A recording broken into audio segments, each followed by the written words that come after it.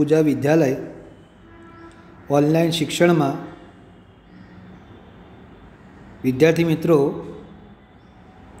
ધોરણ 11 પ્રકરણ 6માં આપણે સ્વયંભૂતા સ્વયંસ્ફૂર્ણા વિશે આજે સમજવાના છે.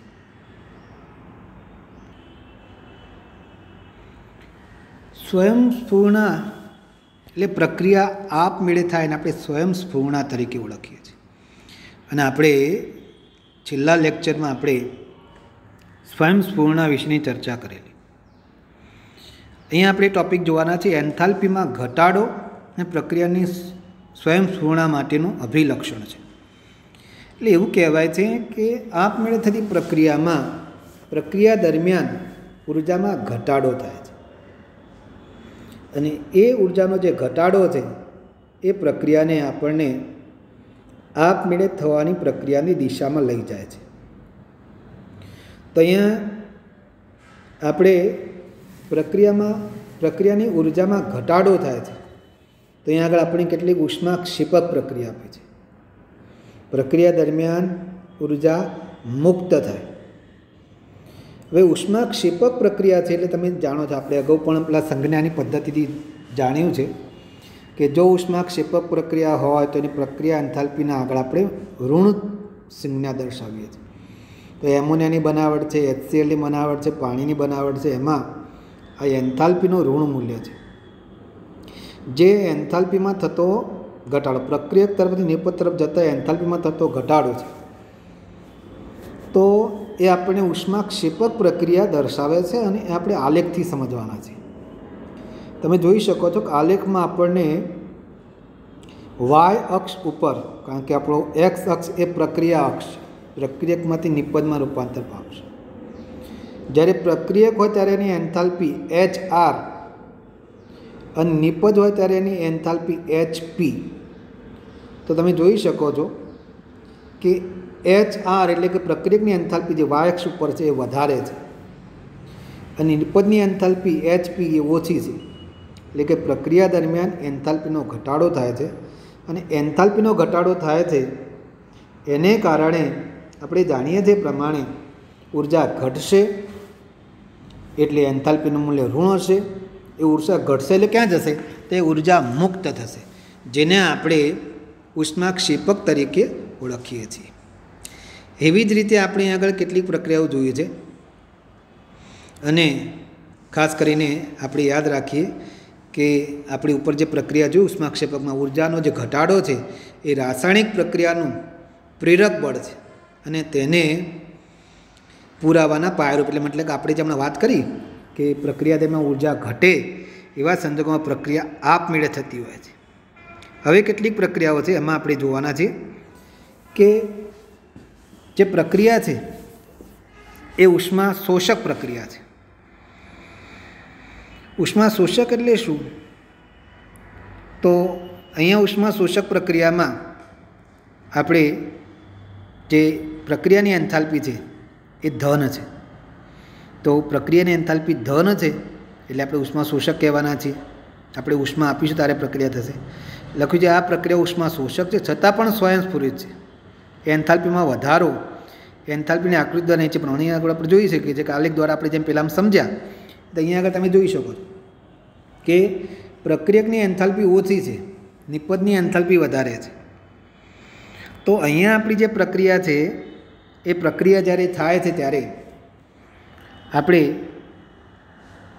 એને ઉર્જા આપવી પડશે, કારણ કે પ્રક્રિયકની એન્થાલ્પી ઓછી છે નિપજ કરતાં. એટલે આપણે એન્થાલ્પી અથવા ઉષ્મા આપીશું, ઉર્જા આપીશું ત્યારે પ્રક્રિયા ઉષ્મા શોષક પ્રક્રિયા થશે અને એ પણ સ્વયંસ્ફુરિત છે.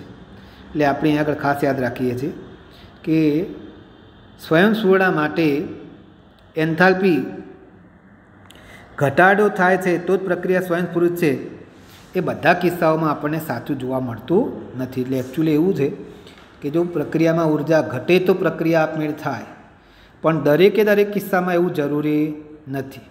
તો અહીંયા આપણે પહેલી જે એન્થાલ્પીની ચર્ચા કરી એમાં આપણે એવું જ ના કહી શકીએ કે એન્થાલ્પી ઘટે એટલે પ્રક્રિયા આપમેળે જ થાય, એવું જરૂરી નથી. બીજું આપણે પરિબળ જોવાના છે એન્ટ્રોપી અને સ્વયંસ્ફુરણા.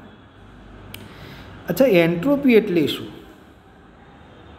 તો એન્ટ્રોપી એ અવ્યવસ્થાનું માપદંડ છે. અવ્યવસ્થા એટલે શું? તો આપણે ખાસ યાદ રાખીએ છીએ કે આપણે ક્લાસમાં બેઠા હોઈએ અને ક્લાસમાં જ્યારે બધા વ્યવસ્થિત બેન્ચીસ ઉપર બેઠા હોય ત્યારે આપણે એકદમ વ્યવસ્થા હોય છે. પણ જો લેક્ચર પૂરો થાય અને બેલ પડે, એટલે કે બેલ પડશે એટલે આપણો લેક્ચર પૂરો થાય અને આપણા ક્લાસમાં કોઈ સર કે પ્રતિનિધિ ના હોય, એવા સંજોગોમાં આપણા બધા જ વિદ્યાર્થી અસ્તવ્યસ્ત મિત્રો જોડે વાતો કરતા હોય છે. તો તમે જોઈ શકો છો કે વર્ગખંડમાં જ્યારે શિક્ષણ કાર્ય ચાલુ હોય ત્યારે જે બધા વ્યવસ્થિત બેઠા હોય છે ત્યારે અવ્યવસ્થા ઓછી હોય છે. પણ જ્યારે બેલ પડે, લેક્ચર પૂરો થઈ જાય છે અને જ્યારે જ અવ્યવસ્થા ઊભી થાય છે એને આપણે એન્ટ્રોપી તરીકે ઓળખીએ છીએ. એટલે કે લેક્ચર હોય એ દરમિયાન એન્ટ્રોપી ઓછી હોય, પણ રિસેસનો કે લેક્ચર પૂરો થવાનો બેલ પડશે અને સર બહાર નીકળશે એટલે ક્લાસના વિદ્યાર્થીઓની એન્ટ્રોપી વધી જાય છે. એવું આપણે સામાન્ય એક ઉદાહરણ આપીને તમને સમજાવ્યું. હવે બીજું એક ઉદાહરણ લઈ લઈએ છીએ. બરફ, પાણી અને વરાળ. બરફમાં પાણીના અણુઓ છે, વરાળમાં પણ પાણીના અણુઓ છે અને પાણીમાં પણ આપણે પ્રવાહી અવસ્થામાં H2O છે. ત્રણ પાણીની જ અવસ્થા છે. પણ તમે જોઈ શકો છો કે જે બરફ છે ત્યાં જે અણુઓ છે એકદમ વ્યવસ્થિત ગોઠવાયેલા છે, કારણ કે ઘન અવસ્થા છે. એમાંથી પ્રવાહીની વાત કરીએ તો પ્રવાહીમાં થોડા અસ્તવ્યસ્ત ગોઠવાયેલા છે અને વરાળ બને ત્યારે તો એકદમ અસ્તવ્યસ્ત થઈ જશે. તો એન્ટ્રોપી એ અવ્યવસ્થા દર્શાવે છે. એટલે અહીંયા આગળ આપણે ખાસ યાદ રાખીએ છીએ કે બરફ હોય તો ત્યારે એન્ટ્રોપી પાણીની ઓછી હોય, પ્રવાહી બને તો એન્ટ્રોપી વધે અને વરાળ બને તો એના કરતાં પણ એન્ટ્રોપી વધે. એક વ્યવહારિક ઉદાહરણથી તમને આ એન્ટ્રોપી સમજાવી છે. હવે આપણે ટેક્સની વાત કરીએ. અહીંયા આપણને બે વાયુ આપેલા છે, એ અને બી, અને એમને આપણે એક અલગ અલગ પાત્રમાં અહીંયા આગળ દર્શાવેલા છે. એટલે કે પાત્રની વચ્ચે કમ્પાર્ટમેન્ટ છે કે એમાં આપણે વચ્ચે પડદો રાખ્યો છે. એ પડદાને આપણે દૂર કર્યું છે એટલે આકૃતિ બી થશે. અને આપણે જ્યારે એ વચ્ચેનો પડદો ખેંચી લઈએ ત્યારે બંને એકબીજામાં પ્રસરણ પામશે. તો અહીંયા આપણે એ અને બી જ્યારે વિભાજન પામેલા હોય ત્યારે એમની જે જગ્યા છે ઓછી હોય છે. પણ જેવું તમે વિભાજનનું જે પાટિયું છે ખેંચી લઈએ છીએ ત્યારે એ અને બી મિક્સ થાય છે, એટલે એને પણ વધારે જગ્યા મળશે, બીને પણ વધારે જગ્યા મળશે અને બંને વાયુ છે એટલે આપમેળે એકબીજામાં પ્રસરણ પામશે. એવા સંજોગોમાં આપણે એવું કહીએ છીએ કે આપણે આ જે અસ્તવ્યસ્ત થઈને જ્યારે વિભાજનનું પાટિયું ખેંચીએ છીએ ત્યારે બંને વાયુની એન્ટ્રોપીમાં વધારો થાય છે, જેને આપણે એન્ટ્રોપી તરીકે આપણે ઓળખીએ છીએ. હવે આ જે એન્ટ્રોપી છે એ સ્વયંભૂતામાં કેવી રીતે જવાબદાર છે? તો અહીંયા આગળ આપણને આ એન્ટ્રોપી એ ઉષ્માગતિકીય વિધેય છે જેની સંજ્ઞા S છે, જે અવ્યવસ્થિતતા મતલબ અસ્તવ્યસ્તતાને દર્શાવે છે. આપણે હમણાં જ જોઈએ પ્રમાણે તમને જુદા જુદા આપણે ઉદાહરણથી પણ સમજાવ્યું કે આ રીતે આયનો વ્યવસ્થિત ગોઠવાયેલા હોય, અણુઓ વ્યવસ્થિત ગોઠવાયેલા હોય તો એન્ટ્રોપી એમની ઓછી હોય, પણ જેમ જેમ અવ્યવસ્થા વધતી જાય એમ એન્ટ્રોપી વધતી જશે. તો એન્ટ્રોપીની સંજ્ઞા S છે અને એન્ટ્રોપી ફેરફાર જેને આપણે ડેલ્ટા S તરીકે ઓળખવાના છે. અહીંયા આગળ ખાસ યાદ રાખીએ છીએ એન્ટ્રોપી પણ માત્રાત્મક ગુણધર્મ છે અને એ પણ આપણે જાણીએ છીએ અવસ્થા વિધેય છે જે માર્ગથી સ્વતંત્ર છે. હવે એન્ટ્રોપીની વાત કરીએ છીએ ત્યારે એન્ટ્રોપીનું માપન આપણે કેવી રીતે કરી શકીએ છીએ તેની આપણે ચર્ચા કરી લઈએ. તો પ્રણાલીને જ્યારે આપણે ઉષ્મા આપીએ છીએ, આપણે ધારીએ કે એને Q જેટલી ઉષ્મા આપીએ પ્રણાલીને અને એનું જે તાપમાન છે, કારણ કે આપણે ઉષ્મા આપીશું એટલે બધા કણો અસ્તવ્યસ્ત ગતિ કરશે અસ્તવ્યસ્ત ગતિ કરશે એટલે ટી તાપમાને જો તમે ક્યુ જેટલી ઉષ્મા આપી હોય તો એન્ટ્રોપી ફેરફારને દર્શાવવા માટે આપણે આ સમીકરણનો ઉપયોગ કરી શકીએ છીએ. Delta S is equal to Q reversible upon T, જ્યાં ડેલ્ટા એસ એ એન્ટ્રોપી ફેરફાર છે, ક્યુ રિવર્સેબલ પ્રણાલીએ પ્રતિવર્તીપણે મેળવેલી કે ગુમાવેલી ઉષ્મા છે, એવું જરૂરી નથી પ્રણાલી ઉષ્મા મેળવે, અને ટી એ પ્રણાલીનું તાપમાન છે. અહીંયા આપણે કોઈપણ પ્રક્રિયા આપમેળે થાય એના માટે ડેલ્ટા એસનું મૂલ્ય એ ધન હોવું જરૂરી છે. આપમેળે થતી બધી પ્રક્રિયાઓમાં ડેલ્ટા એસનું મૂલ્ય ધન હોવું જોઈએ. પણ ડેલ્ટા એસ ટોટલ એટલે આપણે હમણાં જ ઉષ્માગતિશાસ્ત્રમાં બે શબ્દ યાદ રાખવાના છે, પ્રણાલી અને પર્યાવરણ. દાખલા તરીકે બરફની વાત કરીએ. બરફ એ આપણે ઓરડાના તાપમાને મૂકીએ તો બરફ આપમેળે પીગળશે. બરફ આપમેળે પીગળશે એટલે બરફ શું કરશે? પર્યાવરણમાંથી ઉષ્મા મેળવશે, સાથે સાથે પર્યાવરણ ઉષ્મા ગુમાવશે. બરાબર? તો અહીંયા પ્રણાલી ઉષ્મા મેળવે છે, પર્યાવરણ ઉષ્મા ગુમાવે છે. એટલા માટે થઈને અહીંયા પણ આપણે જ્યારે પણ ડેલ્ટા એસની વાત કરીએ છીએ એટલે ડેલ્ટા એસ ટોટલ પ્રણાલીની એન્ટ્રોપીનો ફેરફાર અને પર્યાવરણની એન્ટ્રોપીનો ફેરફાર બંને શોધવા પડશે. આ delta S is equal to Q reversible upon T સૂત્રની મદદથી ડેલ્ટા એસ સિસ્ટમ એટલે કે ડેલ્ટા એસ પ્રણાલી અને ડેલ્ટા એસ પર્યાવરણ બંને શોધી બંનેનો સરવાળો કરવાનો ડેલ્ટા એસ ટોટલ મળશે. અને જો delta S total greater than 0 હશે તો પ્રક્રિયા સ્વયંભૂ થશે, અને જો delta S total is equal to 0 હશે તો પ્રક્રિયા સંતુલન સ્થિતિ હશે. તો એ આપણે અહીં આગળ દર્શાવી શકીએ છીએ. તો આ રીતે ડેલ્ટા એસ ટોટલની મદદથી પ્રક્રિયા સ્વયંભૂ છે કે નથી એ આપણે જાણી શકીએ છીએ. તો અહીંયા ઉષ્માગતિશાસ્ત્રના બીજા નિયમો પર પાછળ ચર્ચા કરવાના છે. એનું એક ઉષ્માગતિ કે વિધેય એન્ટ્રોપી છે કે જો પ્રક્રિયાની કુલ એન્ટ્રોપીમાં વધારો થાય એટલે કે કુલ entropy delta S total greater than 0 હોય તો આપણે યાદ રાખીએ છીએ કે એ પ્રક્રિયા સ્વયંભૂ થશે. અહીંયા આપણે ખાસ યાદ રાખવાના છે કે પ્રક્રિયા દરમિયાન આ ડેલ્ટા એસ ટોટલ ગણવું પડે છે. એકલા સિસ્ટમના ડેલ્ટા એસ એટલે કે પ્રણાલીની એન્ટ્રોપીનો ફેરફાર કે અથવા તો પર્યાવરણની એન્ટ્રોપીનો ફેરફાર એ જો આપણે ટોટલ ન મારીને ઇન્ડિવિડ્યુઅલ લઈએ અને જો ઉપયોગ કરીએ તો એ આપણને સાચો જવાબ મળશે નહીં. એટલે આપણે જ્યારે પણ એન્ટ્રોપીનો ઉપયોગ કરીએ સ્વયંભૂતા માટે ત્યારે ટોટલ લેવામાં આવે છે. બીજું એક વિધેય છે ગિબ્સ ઉર્જા અને સ્વયંભૂના. ડેલ્ટા એસની વિશેષતા એવી છે કે ડેલ્ટા એસની મદદથી જ્યારે આપણે સ્વયંભૂતા નક્કી કરવી હોય ત્યારે આપણે ડેલ્ટા એસ ટોટલનો ઉપયોગ કરવો પડે છે.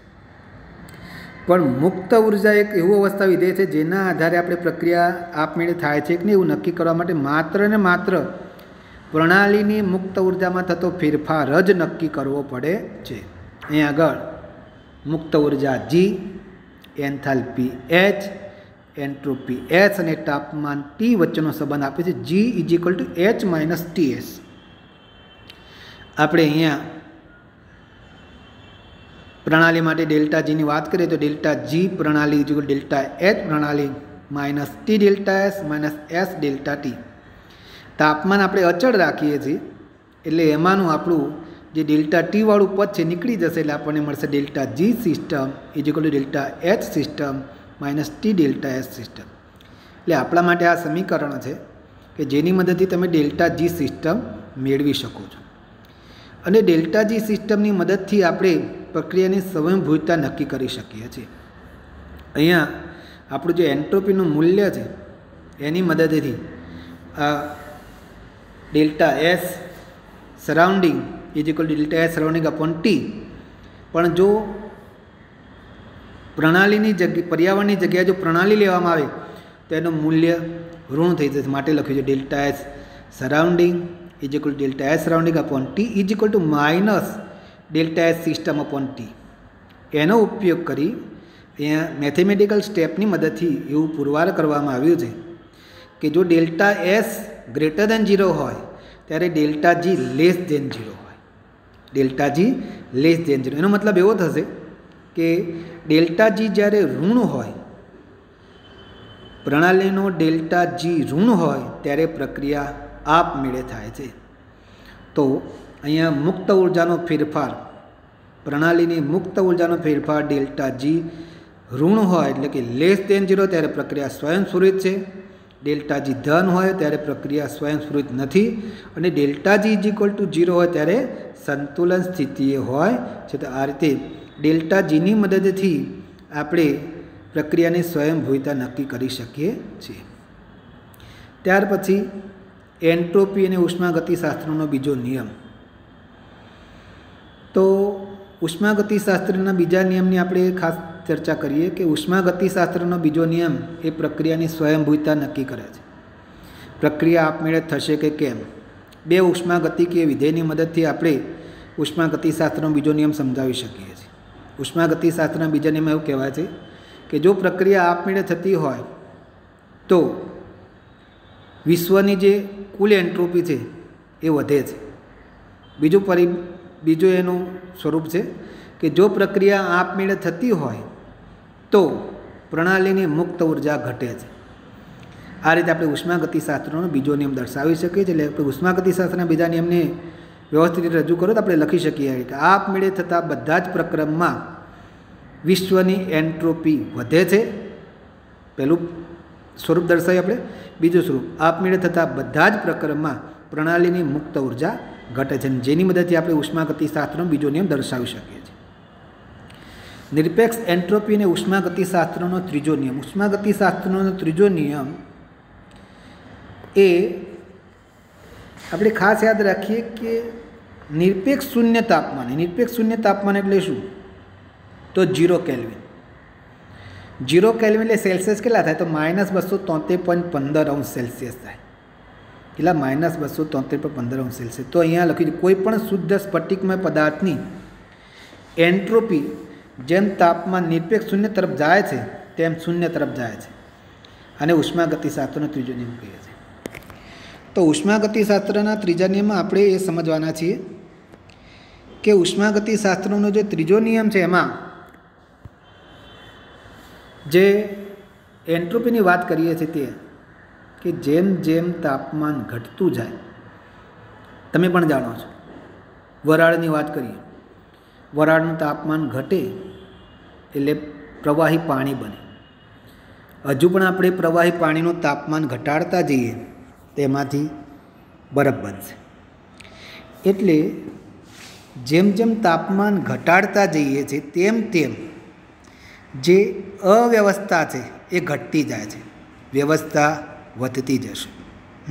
આપણે જે સમજાવવા માગીએ છીએ આ વસ્તુ છે કે તાપમાન ઘટતું જશે તેમ તેમ પદાર્થ સ્ફટિકમય બનતું જશે. સ્ફટિકમય એટલે વ્યવસ્થિત ગોઠવણ થતી જશે. અને વ્યવસ્થિત ગોઠવણ થતી જશે એમ એમ એન્ટ્રોપીનું મૂલ્ય ઘટતું છે, કારણ કે એન્ટ્રોપી એટલે અવ્યવસ્થા છે. અને એટલા માટે અહીં આગળ આપણે દર્શાવ્યું છે કોઈ પણ શુદ્ધ સ્ફટિકમય પદાર્થની એન્ટ્રોપી જેમ તાપમાન નિરપેક્ષ શૂન્ય તરફ જાય છે તેમ તે શૂન્ય તરફ જાય છે.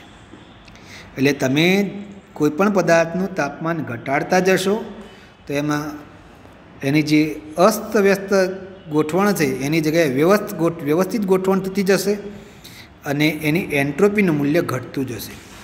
તો ઉષ્માગતિશાસ્ત્રનો આપણો આ ત્રીજો નિયમ છે, જેમાં આપણને આ નિરપેક્ષ શૂન્ય તાપમાન વડે દર્શાવે છે. એટલે આપણે ખાસ યાદ રાખીએ છીએ કે એન્ટ્રોપીનું નિરપેક્ષ મૂલ્ય માપી શકાય છે.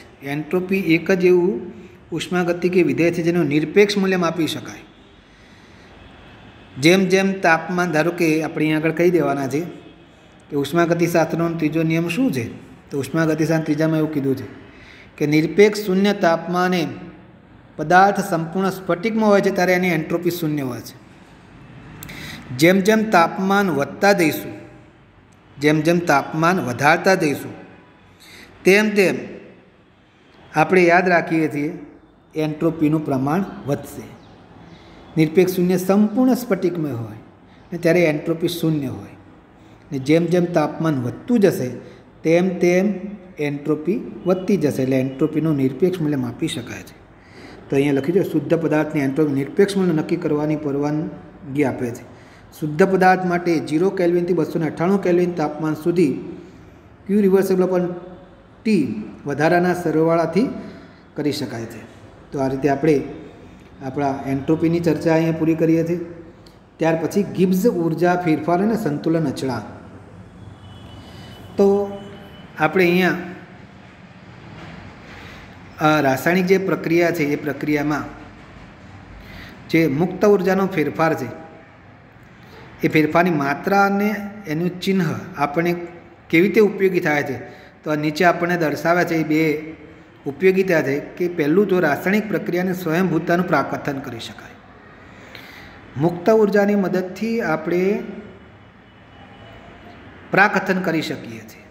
કેવી રીતે? તો મુક્ત ઉર્જાનું મૂલ્ય જો ઋણ હોય તો પ્રક્રિયા સ્વયંભૂ થશે, ધન હોય તો પ્રક્રિયા સ્વયંભૂ થશે નહીં. ત્યાર પછી બીજું જેમાં તેમાંથી ઉપયોગી કાર્ય જે નિષ્કર્ષિત કરી શકીએ તેનું પ્રાકથન થઈ શકે. આપણે એમાંથી કેટલું કાર્ય કરી શકીએ એટલે મતલબ ડેલ્ટા જીની જે માત્રા છે, જથ્થો, એ આપણને એમાંથી મળતી ઉર્જા પણ દર્શાવે છે. તો આ રીતે આપણે મુક્ત ઉર્જાની મદદથી કોઈપણ જે પ્રક્રિયા છે એને પ્રાકથન પણ કરી શકીએ છીએ, એને ઉપયોગી કાર્ય પણ આપણે નક્કી કરી શકીએ છીએ. અહીંયા આપણે મુક્ત ઉર્જા અને સંતુલન અચળાંક વચ્ચેનો સંબંધ દર્શાવવાના છીએ. ત્યારે આપણે જોઈએ છે ડેલ્ટા જી જ્યારે 0 હોય ત્યારે પ્રક્રિયા સંતુલન સ્થિતિ હોય. આપણે અહીં પ્રક્રિયા આપી છે A+B રિવર્સેબલ C+D, એટલે ડેલ્ટા જી સંતુલન સ્થિતિ છે માટે ડેલ્ટા RG = 0 થશે. અહીંયા આપણું આ સમીકરણ છે ડેલ્ટા જી 0 અથવા delta G theta -RT ln K. તો અહીંયા આપણી જે પ્રક્રિયા છે એ પ્રક્રિયામાં આપણું જે સમીકરણ છે એ સમીકરણ આપણે ડાયરેક્ટ લખવાના છે delta RG theta -RT ln K. જો આપણે નેચરલ લોગને લોગિધમમાં ફેરવવું હોય તો આપણે લખીશું delta RG theta -2.303 RT log K. હવે આપણા આ સમીકરણનો ઉપયોગ કરી અને આપણે સંતુલન અચળાંક K મેળવી શકીએ છીએ. તો ડેલ્ટા જી 0 અથવા ડેલ્ટા જી થીટાનું મૂલ્ય મૂકીએ એની મદદથી આપણે આ કેનું મૂલ્ય મેળવી શકીએ. તમે આ સમીકરણમાં ડેલ્ટા RG થીટા -RT અથવા -2.3 RT log Kમાં ડેલ્ટા જીનું મૂલ્ય જો તમે ઋણ મૂકશો તો Kનું મૂલ્ય >1 મળશે. એ જ રીતે ડેલ્ટા RG થીટાનું મૂલ્ય જો તમે ધન મૂકશો તો K <1 મળશે, અને ડેલ્ટા RG થીટાનું મૂલ્ય 0 મૂકશો તો K = 1 મળશે. એનો મતલબ એવો થાય કે K = 1 હશે ત્યારે પ્રક્રિયા સંતુલન સ્થિતિમાં હશે. કેવી છે? સંતુલન સ્થિતિમાં. બરાબર છે. તો આ રીતે આપણે Kનું જે મૂલ્ય છે એ ડેલ્ટા જીના મૂલ્ય ઉપર આધાર રાખશે. બરાબર. તો અહીંયા લખ્યું તમે જોઈ શકો છો કે ડેલ્ટા જી વધારે હશે અને ઋણ પણ હશે. આવા કિસ્સામાં Kનું મૂલ્ય 1 કરતાં ઘણું વધારે હશે.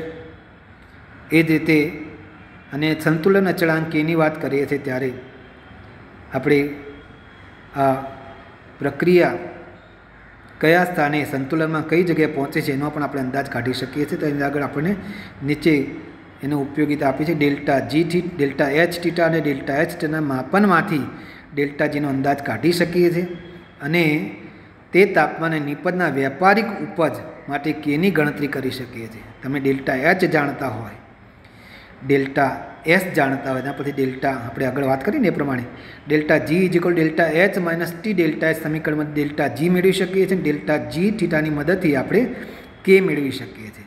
K એ આપણી નિપજ માટે જવાબદાર છે અને K સંતુલન અચળાંક = નિપજની સાંદ્રતા ભાગ્યા પ્રક્રિયકની સાંદ્રતા. એટલે K વધારે હોય તો નિપજ વધારે મળશે, એટલે 1 કરતાં વધારે હોય તો, અને 1 કરતાં ઓછી હશે તો નિપજ ઓછી મળશે. એવું આપણે નક્કી કરી શકીએ છીએ. Kનું પ્રયોગશાળામાં સીધી જ રીતે માપન કરી શકીએ તો બીજી કોઈ તાપમાને ડેલ્ટા જીનું મૂલ્ય પણ ગણી. તો તમે K સંતુલન અચળાંક જો ગણી શકતા હોય તો આપણે પ્રક્રિયા માટે ડેલ્ટા જી થીટાનું મૂલ્ય પણ આપણે મેળવી શકીએ છીએ. તો અહીંયા આપણે આપણું ઉષ્માગતિશાસ્ત્ર આપણું જે પ્રકરણ છે એ આપણું અહીંયા આગળ આપણે પૂરું કરીએ છીએ.